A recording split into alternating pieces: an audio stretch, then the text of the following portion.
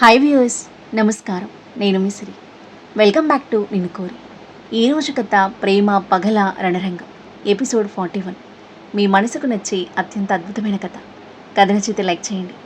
ఈ కథపై మీ అభిప్రాయాన్ని తప్పకుండా కామెంట్ చేయండి. ఇక కథలోకి వెళ్తే, నీ ఫ్రెండ్షిప్ కూడా అబద్ధమే అంది తనిష్క ఏడుస్తూ. ఆమె కన్నీళ్లు చూసి మిత్ర హృదయం కరిగిపోయింది. ఏమాత్రం ఆలోచించకుండా ఆమెను దగ్గరకు తీసుకుని తన గుండెకు గాఢంగా హత్తుకున్నాడు. అబద్ధం ఏమీ లేదు తనిష్క. నా జీవితంలో చాలా విషయాల్లో తప్పులు చేసుండొచ్చు, కానీ నీ విషయంలో మాత్రం ఎప్పుడూ నటించలేదు. నీ ఫ్రెండ్షిప్ నాకు చాలా విలువైంది అని మృదువుగా చెప్పాడు. తనిష్క మెల్లిగా అతని గుండెలపై ఉన్న తల పైకెత్తి కన్నీళ్లు తుడుచుకుంటూ, అయితే ఇన్ని రోజులు ఎక్కడున్నావు? నేను చేసిన కాల్స్, మెసేజెస్ ఒక్కదానికి కూడా రిప్లై ఇవ్వలేదు అని బాధగా అడిగింది ఆమె కళ్ళలోకి చూస్తూ. బొటన వేలితో కన్నీళ్లను తుడిచిన మిత్ర, ఐఎమ్ సారీ, నేను రెస్పాండ్ అయ్యే సిచ్యువేషన్లో లేను. అసలు ఎందుకింత బాధపడుతున్నావు? ఏమైందో చెప్పు అని ప్రశాంతంగా అడిగాడు. చెప్తే ఏం చేస్తావు? మెల్లిగా అడిగింది తనిష్క. మిత్ర ఆమె కళ్ళలోకి సూటిగా చూస్తూ, నిన్ను బాధ పెట్టే ప్రతి కారణాన్ని నీ జీవితంలో నుంచి శాశ్వతంగా తొలగిస్తాను అని అన్నాడు స్ట్రాంగ్గా. ఆ మాటలు విన్న తనిష్క మౌనంగా అతని కళ్ళలోకి చూస్తూ ఉండిపోయింది. మొదటిసారి ఒకరి కళ్ళలో తన కోసం ఆందోళన, కేర్, నిజాయితీ ఆమెకు కనిపించాయి. ఇద్దరూ ఒకరి కళ్ళలో ఒకరు పూర్తిగా మునిగిపోయారు. అప్పుడే ఒక పెద్దావిడ స్వరం వినిపించింది. పాపా, బాబు, నడి రోడ్డు మీద ఇదంతా ఏంటి? ఈ రోజుల్లో పిల్లలకు అసలు సిగ్గని మాట లేదు అని వాళ్ళిద్దరిని చూసి మొహం చిట్లిస్తూ అంది. ఆ మాటలు విని ఒక్కసారిగా ఈ లోకంలోకి వచ్చిన తనిష్క వాళ్ళిద్దరూ ఇంకా ఒకరి చేతిలో ఒకరు ఉన్నారని రియలైజ్ అయ్యి టక్కున దూరం జరిగింది. రోడ్డు పక్కనే నిలబడి ఉన్న వాళ్ళని చూస్తూ అటుగా వెళ్తున్న వాళ్ళంతా చిరునవ్వులతో వారిని గమనిస్తున్నారు. తనిష్క సిగ్గుతో తల వంచుకుంది. మిత్ర మాత్రం ఎవరి చూపులను పట్టించుకోలేదు. అతని చూపు మొత్తం తనిష్క మొహంపైనే నిలిచిపోయింది. ఎన్నో రోజుల తర్వాత ఆమెనిలా తన ఎదుట చూసిన ఆనందం, మళ్ళీ ఆమెను కోల్పోతానేమో అన్న భయం రెండూ అతని కళ్ళలో స్పష్టంగా కనిపిస్తున్నాయి. తనిష్క అసౌకర్యంగా ఫీల్ అవుతుందని గ్రహించిన మిత్ర ఆమె చేయి పట్టుకుని అక్కడి నుంచి తీసుకెళ్లాడు. తనిష్క కూడా ఎలాంటి అభ్యంతరం చెప్పకుండా సైలెంట్గా అతని వెంట నడుస్తూ వెళ్ళిపోయింది. మిత్ర కార్ డోర్ ఓపెన్ చేయగా ఏం మాట్లాడకుండా ఎక్కేసి కూర్చుంది. మిత్ర కార్ స్టార్ట్ చేశాడు. కాసేపటి తర్వాత మిత్ర ఆమెను సిటీకి కొంచెం దూరంలో ఉన్న ఒక అందమైన అవుట్డోర్ రెస్టారెంట్కి తీసుకెళ్లాడు. అది ఒక కొండపై ప్రకృతి మధ్యలో ఉన్న అద్భుతమైన ప్లేస్. అక్కడి నుంచి కనిపించే దృశ్యం ఎంత మనోహరంగా ఉందంటే ఒక్కసారి అక్కడికి వెళ్తే మనసులో ఉన్న బాధలు, టెన్షన్స్ అన్నీ మర్చిపోయి ఆ ప్రకృతి అందాల్లో మునిగిపోవాల్సిందే. చుట్టూ పచ్చని చెట్లు, రంగురంగుల పూల మొక్కలు, కొద్ది దూరంలో ఉన్న జలపాతం నుంచి జాలువారుతున్న స్వచ్ఛమైన నీటి శబ్దం ఆ వాతావరణాన్ని మరింత ప్రశాంతంగా మార్చుతుంది. ఆ రెస్టారెంట్లో ఆర్టిఫిషియల్గా రెడీ చేసిన పెద్ద చెట్ల కింద అందంగా టేబుల్స్ అమర్చబడి ఉన్నాయి. మిత్ర ఆమెని ఒక టేబుల్ దగ్గరికి తీసుకెళ్లాడు. తనిష్క చూపులు మాత్రం ఆ అద్భుతమైన ప్రకృతి దృశ్యంపైనే నిలిచిపోయాయి. మిత్ర వెనుక నుంచి ఆమెను చూస్తూ చిన్నగా నవ్వు, అక్కడి వ్యూ చూసే పని అయిపోయిందంటే కాస్త ఈ వైపు కూడా చూడండి మేడం. మీ ముందున్న పర్సన్ కూడా అంత బ్యాడ్గా ఏం కనిపించలేదనుకుంటా అని సరదాగా అన్నాడు. తనిష్క వెంటనే అతని వైపు తిరిగి చిరునవ్వు నవ్వింది. Really this place is so beautiful మిత్ర. ఇంత బ్యూటిఫుల్ ప్లేస్ని నేను ఇంతకుముందు ఎప్పుడూ చూడలేదు అంది ఆనందంగా. నేను కూడా ఇంత అందాన్ని ఎప్పుడు చూడలేదు ఆమెని అడ్మైరింగ్గా చూస్తూ తనలో తానే అనుకున్నాడు. తనిష్క కనుబొమ్మలెత్తి, ఏంటి ఏదైనా అన్నావా అని అడిగింది. మిత్ర ఒక్కసారిగా తేరుకుని, లేదు, నేనేమంటాను అని తడబడుతూ చెప్పాడు. తనిష్క చిన్నగా స్మైల్ ఇచ్చి ఆ సుందర దృశ్యాలని వీక్షిస్తూ ఉంది. ఓకే, ఇప్పుడు చెప్పు, నువ్వు హ్యాపీగా ఉన్నావా అని అడిగాడు. తనిష్క చిన్న పిల్లలా నవ్వుతూ, చాలా హ్యాపీగా ఉన్నాను, కానీ నీకు మాత్రం థ్యాంక్స్ చెప్పాను అని అంది. ఆ మాటకు మిత్ర పెదవులపై చిరునవ్వు మెరిసింది. ఇప్పటిదాకా ఆమె బాధపడడం చూసి అతని మనసు కూడా భారమైంది. ఇప్పుడు ఆ మొహంలో కనిపిస్తున్న ఆ చిరునవ్వు చూసి అతని హృదయం కాస్త ప్రశాంతంగా మారింది. ఇది అన్యాయం. నేను ఇంత దూరం, ఇంత అందమైన ప్లేస్కి తీసుకొచ్చాను. కనీసం ఒక చిన్న థ్యాంక్స్ అయినా చెప్పాలి కదా అని అన్నాడు. తనిష్క తల అడ్డంగా ఊపుతూ చిరునవ్వుతూ, ఫ్రెండ్స్ మధ్య ఇలాంటి ఫార్మాలిటీస్ ఉండవు మిత్ర. థ్యాంక్స్, సారీ ఇవన్నీ పరాయి వాళ్ళ కోసం, మనసుకు దగ్గరైన వాళ్ళకు కాదు. వాటర్ ఫాల్ వైపు చూస్తూనే అంది. ఆ ఒక్క మాట మిత్ర గుండెని లోతుగా తాకింది. మనసు పులకించిపోయింది. నవ్వుతున్న ఆమె వదనంలోకి రెప్ప వేయకుండా చూస్తూ ఆమె పక్కన వెళ్ళి రేలింగ్ని ఆనుకొని నిలబడ్డాడు. కొన్ని క్షణాలు ఇద్దరి మధ్య నిశ్శబ్దం అలుముకుంది. ఇప్పుడు కొంచెం బెటర్గా ఫీల్ అవుతున్నావా అని అడిగాడు మిత్ర మెల్లిగా. తనిష్క చిన్నగా తల ఊపింది. అయితే ఇప్పుడు చెప్పు, అసలు ఏమైంది? ఏం ఆలోచనలో అంతగా మునిగిపోయావు? రోడ్డు మీద అలా ఏం చూసుకోకుండా నడిచావు. నేను సరైన సమయంలో రాకపోయింటే ఏమైందో ఒకసారి ఆలోచించావా అని అడుగుతుండగా అతని గొంతు ఒక్కసారిగా బరువెక్కింది. నీకేమైనా జరిగి ఉంటే అని చెప్పి ఆగిపోయాడు. ఆ తర్వాతి మాట అతని పెదవులు దాటలేకపోయింది. తనిష్క చిన్నగా చిరునవ్వు నవ్వి మౌనంగా అతని కళ్ళలోకి చూసింది.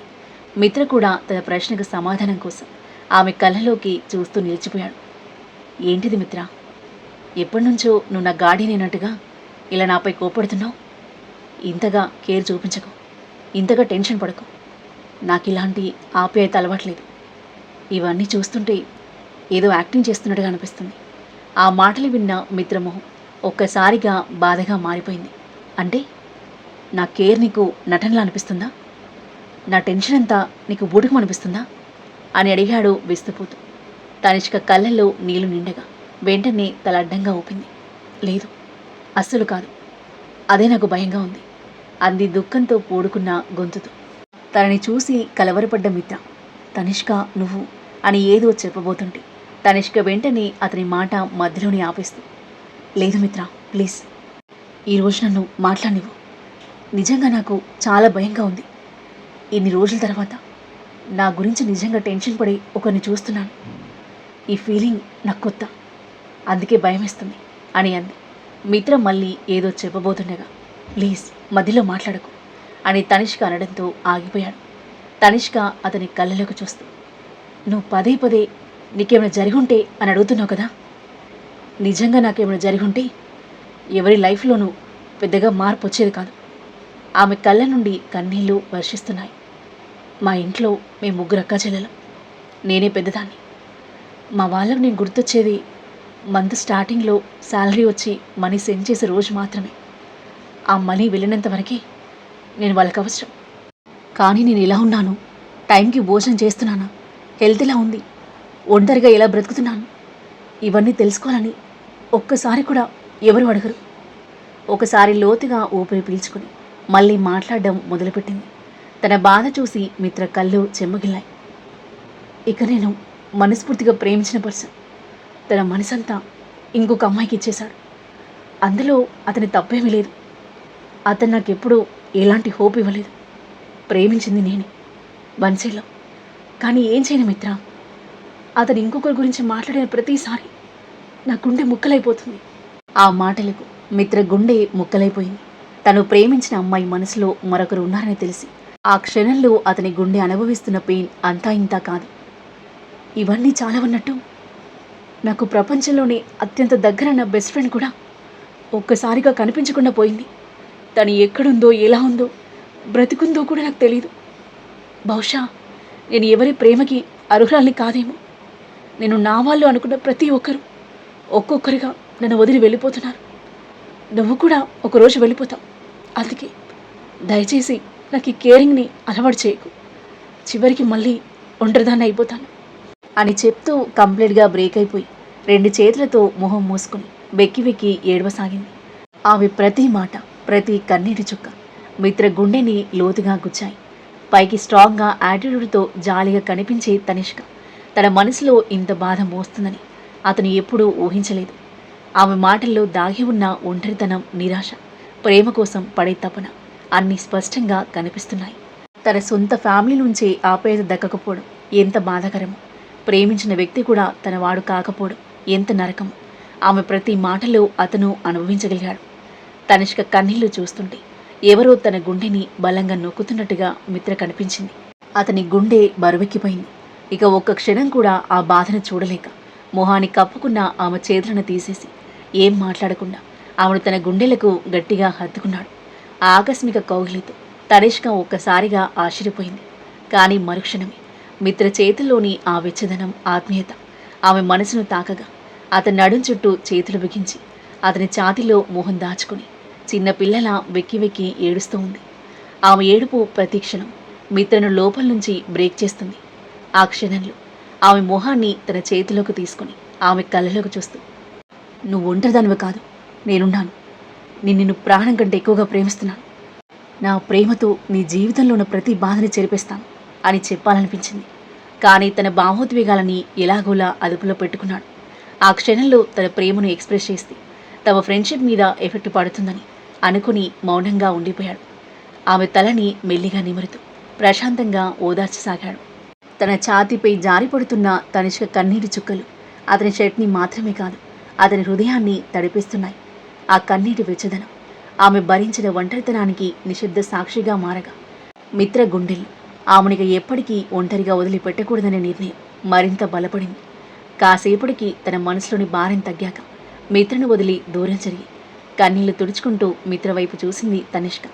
తనని చూస్తూ ఉన్న మిత్ర తన చూడగానే తల పక్కకు తిప్పుకొని కళ్ళలో నిండిన కన్నీటిని తుడిచేసుకుని ఆమె వైపు చూశాడు. ఆ దృశ్యం తనిష్క దృష్టిని దాటిపోలేదు. తన బాధని ఫీల్ అవుతున్న అతన్ని చూసి ఆమె మనసుకు హ్యాపీగా అనిపించింది. అతని ప్రెజెన్స్ తన హృదయానికి ఎంతో ఊరటనిచ్చింది. అతని వైపు చూసి చిన్నగా స్మైల్ ఇచ్చి, కొంచెం ఎక్కువ ఎమోషనల్ అయిపోయాను అని అంటూ టేబుల్ ముందు చైర్లో కూర్చుంది. మిత్ర ఆమె మొహంలోకి బాధగా చూస్తూ ఆమె చేతిపై తన చేయి వేశాడు భరోసాగా.